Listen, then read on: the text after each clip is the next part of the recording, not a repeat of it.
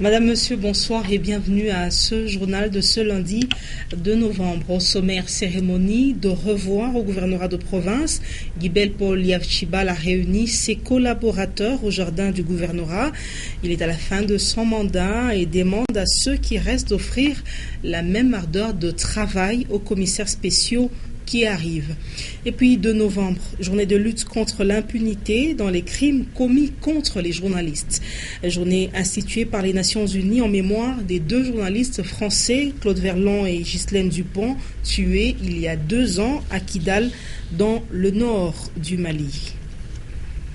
Une fois de plus, bonsoir et bienvenue à ce journal. Je l'ai dit en titre, le gouverneur ad intérim Guibel Paul Yavchibal a réuni ce lundi 2 novembre tous ses collaborateurs, agents du gouvernorat, les membres de différents ministères dans le jardin du gouvernorat de province. C'était pour leur dire au revoir et les remercier de la franche collaboration durant le gouvernement Katumbi. Et Yavchibal a également demandé d'offrir la même collaboration aux commissaires spéciaux qui viennent. Les détails dans ce reportage signé Diane Kassongonyota, Stéphane Chisso. Tous les agents du gouvernorat de province du Katanga démembrés, les membres des cabinets des ministères se sont retrouvés ce lundi 2 novembre devant le gouverneur ad intérim. Guibert Paul Yavchibal a tenu à les remercier avant le départ de tout son gouvernement suite à la nomination des commissaires spéciaux censés gérer les nouvelles provinces. Il a demandé à ses collaborateurs de rester consciencieux et rigoureux dans le travail, comme ce fut le cas durant les 8 ans où ils ont œuvré ensemble. Aussi, d'offrir la même collaboration aux nouveaux venus.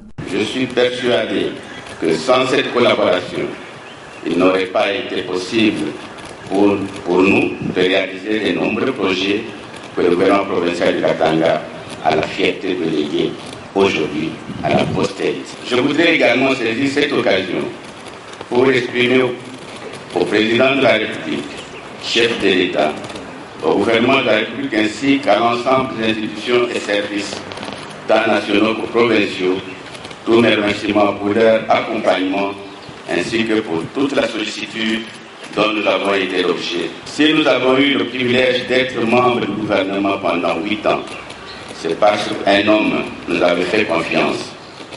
J'ai cité l'honorable Moïse Katumbi Chapwe, l'homme du social et du développement. Pour rappel, c'est depuis le 29 octobre dernier que le chef de l'État a procédé à la nomination des commissaires spéciaux et pour la province du Katanga démembrée, c'est le lundi 11 novembre prochain qu'aura lieu la cérémonie des remises et reprises. Et puis le ministre provincial de l'Intérieur ad intérim a échangé ce lundi 2 novembre avec une délégation du ministère national de la décentralisation. Le chef de la délégation a fait part au ministre Odax Sompoué que la mission nécessite entre autres de régler les conflits de succession au pouvoir à Likasi et Kolwezi. Suivez Joseph Mamba qui est chef de la division de la décentralisation. Il est au micro de Diane Kassongonyota. Qui est venue de Kinshasa pour récolter les données relatives à un manuel de compétences, un manuel de procédures qu'on doit éditer par le ministère de la décentralisation et affaires coutumières. Donc, c'est pour cela que nous nous trouvons ici. Ce manuel qui sera édité, c'est sur les compétences concurrentes qui sont déterminées dans la Constitution, donc à son article 203. Oui. Mais il y a le deuxième volet, c'est sûr, pour aller au Kolwezi et à Likasi, où il y a des conflits coutumiers. Et la République démocratique du Congo veut être un pays émergent, un défi qu'il faut relever au travers plusieurs actions. Celle qu'il faut relever aujourd'hui, c'est l'organisation de la conférence africaine 2015. Les travaux ont débuté ce lundi 2 novembre à la cité de l'Union africaine dans la capitale Kinshasa. Le président du Sénat, Léon Kingo Adondo, y a représenté le chef de l'État, Karine Kabongo nous en parle. Sous le thème « Lutter contre la pauvreté et les inégalités dans le programme de développement pour l'après-2015 », la 10e conférence économique africaine 2015 est lancée. Cette grande rencontre internationale est une initiative du gouvernement congolais avec l'appui du Programme des Nations Unies pour le développement et la Banque africaine de développement. Le président de la Chambre haute du Parlement, Léon Kengo Adondo, y a représenté le chef de l'État. Était également présent le Premier ministre Augustin Matata Ponyo et d'autres membres du gouvernement. Tous ensemble, avec d'autres décideurs, chercheurs et acteurs de développement venant d'Afrique et d'ailleurs, ils doivent explorer les politiques et les cadres institutionnels réglementaires pour réaliser des investissements nécessaires à la réduction de la pauvreté et des inégalités en Afrique. Puisque du choc des idées jaillit la lumière, l'on attend de cette rencontre que les participants définissent les moyens concrets qui peuvent amener l'Afrique à réaliser une croissance inclusive. Celle-ci permettra à de nombreux pays africains comme la RDC d'atteindre les objectifs du développement durable. Pour rappel, la conférence économique africaine a été instaurée en 2006 pour favoriser le dialogue et l'échange des connaissances sur les défis auxquels est confrontée l'Afrique. Et l'impunité dans les crimes contre les journalistes est désormais condamnée à travers le monde. C'est le 2 novembre, c'est la journée relative instituée par les Nations Unies. Certains journalistes ne sont cependant pas d'avis que cette journée soit instituée suite à l'assassinat de 2 Français, alors que beaucoup en sont victimes à travers le monde. Antoine Roger Mbouimwamba. Victimes de l'impunité des crimes dont ils font objet, les journalistes du monde se voient mis en exergue dorénavant chaque 2 novembre. Il y a eu autant de journalistes qui ont été tués, menacés, interpellés. Et il y a autant de journalistes qui continuent à croupir dans la misère, qui travaillent dans de mauvaises conditions. Bon, si c'est maintenant qu'on se met d'accord pour dire mettons fin à cela, tant mieux. Une autre journée pour mettre fin à ces pratiques qui intervient après l'assassinat des 2 journalistes français au Mali en 2013. Une journée de plus, mais dans le fait, concrètement, on ne voit rien par rapport aux institutions de plusieurs gouvernements dans le monde. La liberté, ça s'arrache. Il faut quand même que cette loi existe parce que c'est ça qui va permettre à l'humanité de pouvoir avancer et un jour arriver à inquiéter tous ceux qui sont en train de violer les droits des journalistes à s'exprimer correctement. Mettre fin au crime, oui, mais les journalistes devraient demeurer impartials. Se comporter selon le code d'éthique et de déontologie professionnelle. Les promoteurs des chaînes de radio et de télévision, que l'État congolais, que les journalistes eux-mêmes cessent de politiser les médias. Pour plus d'un, cette journée ne concerne plus les non-africains, alors que les journalistes africains sont tout aussi victimes de l'impunité de ces crimes. Autre chose, durant 2 mois, on va observer une période de courtoisie routière dans le secteur du transport, évidemment, un moment de répit pour les conducteurs et bien sûr terrain. Aucune mesure n'est prise pour réguler les embouteillages et les accidents de circulation. Il faut aussi dire que c'est à peine qu'on peut observer ou apercevoir les éléments de la police de circulation routière sur les artères de la ville de Lubumbashi. Constat signé Lumière Moussaou. Quelques jours seulement après avoir décrété la période de courtoisie routière, les pneus souvent placés sur les grandes avenues ne sont pas visibles. Aucune mesure n'est prise pour éviter les accidents de circulation et autres débordements des chauffeurs de taxi et surtout taxi-bus. À certains endroits stratégiques et sur les grandes artères les plus fréquentées de la ville, les éléments de la police de circulation routière ne sont plus très visibles, ce qui peut être considéré comme un abandon de poste et qui est punissable par la loi selon quelques experts de la CNPR. Il faut dire que la courtoisie routière ne signifie pas non-respect du code de la route, comme le croiraient certains usagers. Par contre, c'est une période de remise en question par rapport à la conduite de certains chauffeurs. Et c'est également une occasion pour les propriétaires des véhicules de se mettre en ordre avec les documents de bord. Étant donné que la courtoisie routière est une période d'observation, la PCR a pour mission d'éduquer, enseigner et conseiller, bref, conscientiser les automobilistes et même les piétons. Cependant, les arrestations dues au manque de documents ou accidents de circulation ne sont pas autorisées selon le code de la route. Néanmoins, sont punissables toute faute commise expressément et susceptible de troubler la circulation routière. Et donc, pendant 2 mois, les chauffeurs et les éléments de la PCR ont tout intérêt à entretenir de bonnes relations pour éviter les embouteillages et autres formes de tracasserie. Et la population du quartier Mounois s'inquiète du climat d'insécurité dû à la présence des espaces vides où les voleurs se retranchent pour opérer. Un habitant de ce quartier a été visité par des brigands. Heureusement, aucun bien n'a été emporté parce que ses voisins l'ont secouru. Maurice Mazel nous en parle. Le week-end du 31 octobre dernier, des voleurs ont failli dévaliser la maison située à proximité d'un espace vert au quartier Mounois. Ces vandales ont réussi à empoisonner le chien de la maison visitée. Quelques voisins ont volé au secours de l'infortuné. Les voleurs ont pris le large à travers une clairière.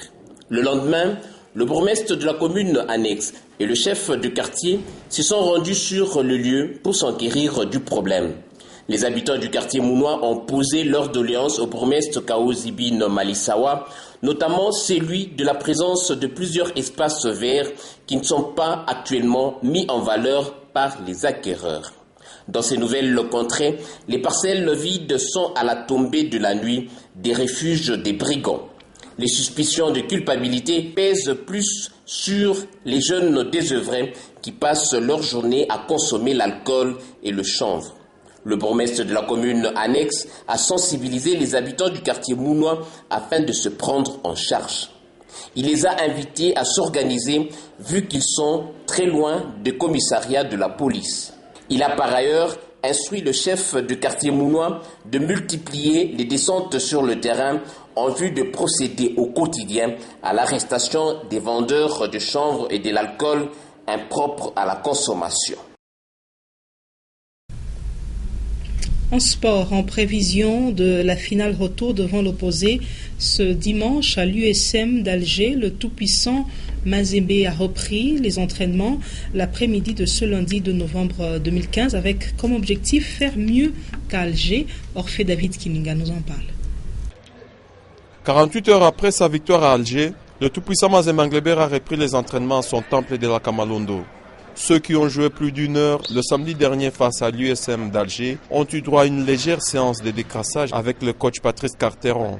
Moïse Katumbi Chapoué, président du club, était présent pour continuer à booster le moral des troupes. Le coach Patrice Carteron regrette les absences de Renfort Kalaba et Jean Kasosula, mais estime qu'il y a des pions de réserve. J'ai envie de dire qu'à l'extérieur, on se doit de s'adapter parfois à l'adversaire, alors qu'à domicile, on sait qu'on a un style de jeu, une façon de jouer qui nous correspond. Dans ces moments-là, très honnêtement, j'ai toujours le réflexe de penser que c'est l'occasion rêvée pour celui qui n'a pas eu suffisamment de temps de jeu, même s'il le méritait, de montrer son potentiel, de montrer qu'il est capable de justement remplacer Renfort, qui est un grand joueur, mais on a beaucoup de grands joueurs à Mazembe, beaucoup d'internationaux, donc je suis pas inquiet à outre mesure. Renfort a fait une bêtise, il avait eu la bonne idée auparavant d'avoir marqué un but somptueux, donc sur le match retour, il faudra faire sans lui, mais on a d'autres joueurs de qualité. On a aussi noté la présence d'Emma Konga, ancien joueur et entraîneur du team noir et blanc, devenu à ce jour aveugle. Même s'il ne peut pas voir ses jeunes frères, mais son cœur bat pour son club chéri. C'est par une prière d'ensemble que joueurs, coachs et présidents du club ont clôturé cette séance de reprise.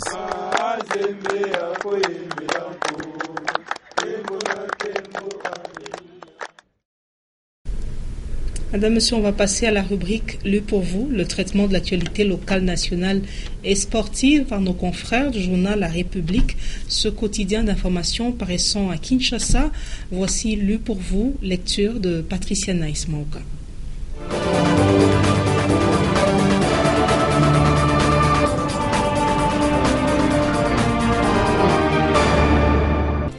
À la une du numéro 843 du journal La République. Après l'exploit d'Algérie, Moïse Katumbi accueilli à Lubumbashi avec le TP Mazembe. Politique, séisme à la CENI, les élections en danger. En sport, CHAN 2016, les Léopards ont débuté la préparation le 1er novembre. Le journal développe en page 11, après l'exploit d'Algérie, Moïse Katumbi accueilli à Lubumbashi avec le TP Mazembe. Après un séjour à l'extérieur du pays, Moïse Katumbi est rentré à Lubumbashi avec tous ses joueurs. L'accueil était très chaud, notamment par la victoire des Corbeaux. Une victoire qualifiée d'un exploit gigantesque par le coach Patrice Carteron, dont l'équipe s'est imposée samedi à Alger et a pris une sérieuse option sur l'USM d'Algérie par 2-1 en finale allée de la Ligue des champions d'Afrique. Dans Point Chaud, séisme à la CENI, les élections en danger. La deuxième personnalité de la Commission électorale nationale indépendante vient de rendre le tablier à la suite de la forte pression exercée sur lui par sa propre famille politique, la majorité présidentielle. André Pongwe Songo quitte ainsi le bureau de la CENI pour des raisons non élucidées jusque-là. Il ne sera pas le dernier car le bureau de la majorité présidentielle invite les autres membres du bureau de la CENI à tirer les conséquences logiques qu'impose le choix de leurs partis respectifs. Enfin en sport, CHAN 2016, les Léopards ont débuté la préparation le 1er novembre. Les Léopards locaux débutent la préparation du championnat d'Afrique des Nations le 1er novembre à Kinshasa par un regroupement. Les 2 et le 3 novembre seront consacrés aux entraînements proprement dits. Ils quitteront la capitale Kinshasa le 4 novembre pour Luanda où ils participeront à un tournoi. Le retour à Kinshasa est prévu le 8 novembre. Les joueurs de TP Mazembe ne seront pas de la partie car ils préparent la finale de la Ligue des champions CAF contre l'USM d'Algérie. Voilà, c'est la fin de Lu pour vous. Merci, à la prochaine.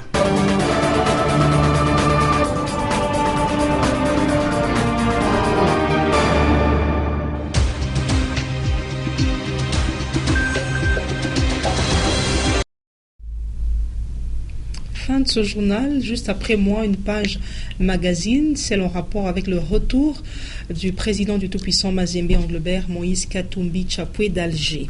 Et merci à vous, mesdames et messieurs, de nous avoir suivis. Prenez rendez-vous avec les informations, 21h les news, 23h Edouard Kankou-Chitenge. Je reviens demain à 17h30 et 19h pour vous informer avec le même et réel plaisir. Prenez soin de vous. Au revoir.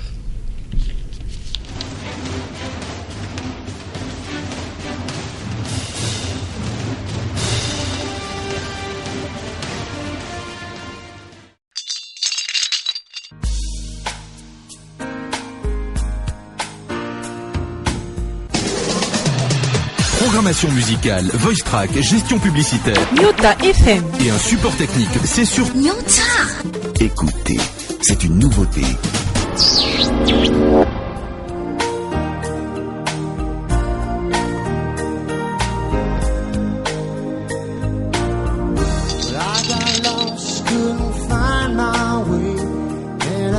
There's